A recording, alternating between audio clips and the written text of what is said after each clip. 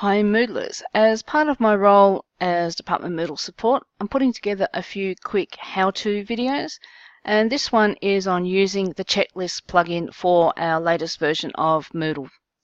So the checklist plugin works really well for assessments where you are checking off competencies or you have a list of criteria that an assessment targets. The beauty of using a checklist is that you have the feedback and it's given directly to the student.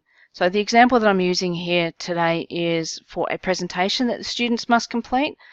I've provided them with a list of items that they need to include in their presentation. You can see that here in my assessment guide. So this is the assessment guide for the presentation, and you can see that I've got 1, 2, 3, 4, 5, 6, 7, 8, 9, 10 items that I want them to cover in their presentation, and then just this other one here, which I'm not going to include in the checklist.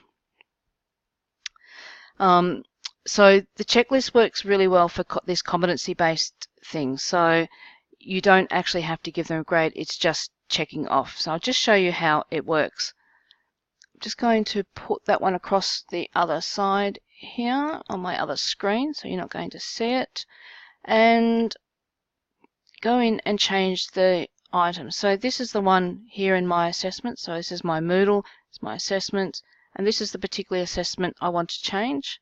So I'm just going to go here and go edit settings, and I'll show you what things need to be changed.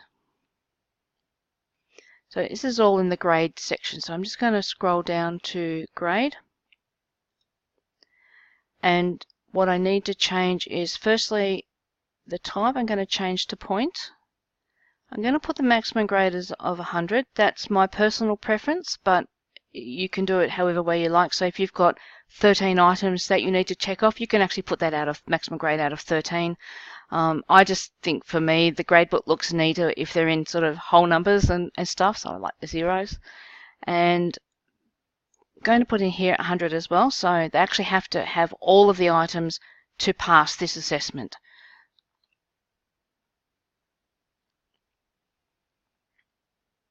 And the last thing I need to change is here, and change that to checklist.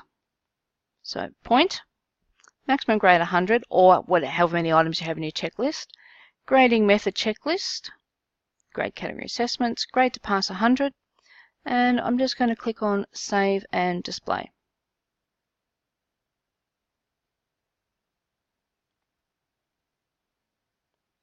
So now is the time to actually define what the checklist is going to contain. So mine comes up here already because I've defined checklist.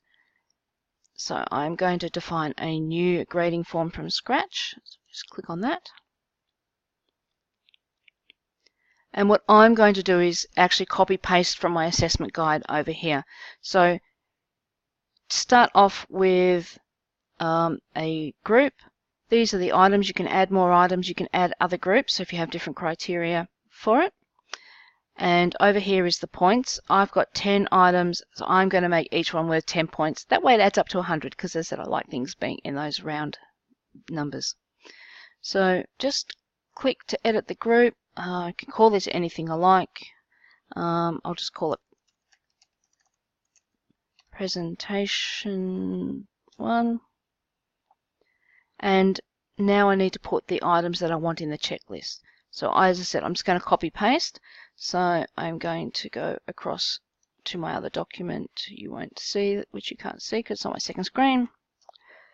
Over here, paste, and make that worth 10. My second item.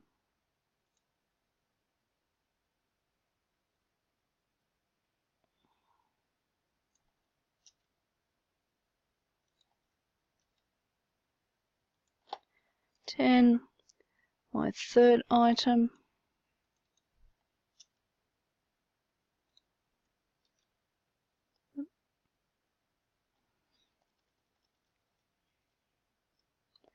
My third item. And then I just add more items until I have all of them done. So copy, paste, 10. Okay, so now I've got my 10 items in here. I've copied and pasted them from my assessment guide. I've allocated 10 points to each one, and that adds up to 100. If I had, say, 8 of them, I'd move them around and make one worth 15 and one worth 20. It doesn't really matter what they're worth. It doesn't actually need to even be shown to the students. It's just to get that calculation. Sometimes it's easier just to make them 1 point each. Next thing I need to do is just untick these. So because the points aren't worth anything and they don't have any value to the student, it's just that the checklist is yes or no. So it's ticked or not ticked. So I'm going to take off display points for each item during evaluation and display points for each item to those being graded, because I don't need to display the points. But I'm going to allow the grader to add text remarks for each check item and allow the grader to add text remarks for each checklist group and show those remarks to those being graded so the students get to see the feedback comments straight up. So all I need to do now is go save checklist and make it ready.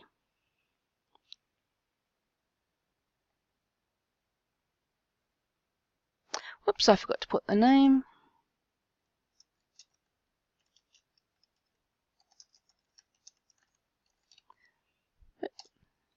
Try that again. Save checklist and make it ready.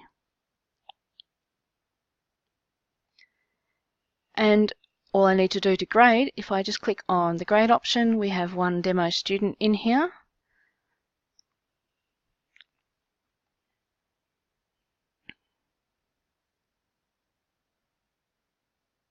So all I need to do to grade is just go down here and put a tick if they've displayed that in their presentation, and I can write feedback straight away.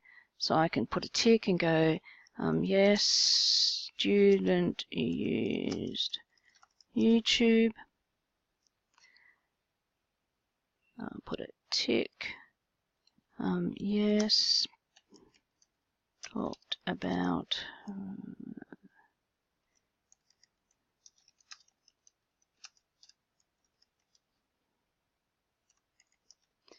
and so on. So go on and tick, yes, they mentioned the history. They didn't talk about how to join. They went type of things. They did user things.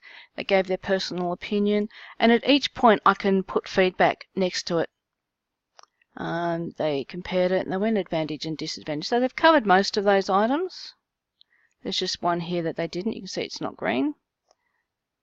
And I can put feedback at the bottom. So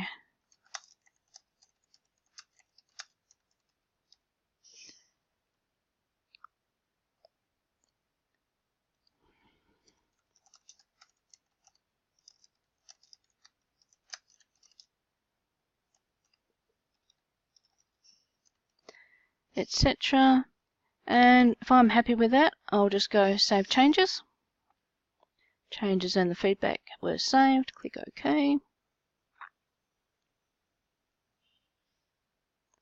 So that's actually now been graded. So I'm just going to go back to here. And if you want to actually have a look at the gradebook, you can see what it looks like. Just go here and go grades.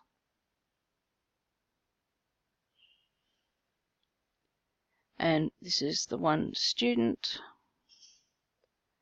And if we go across to that presentation, you can see they missed one item, so they got 90 here instead of 100, but the other things are 100.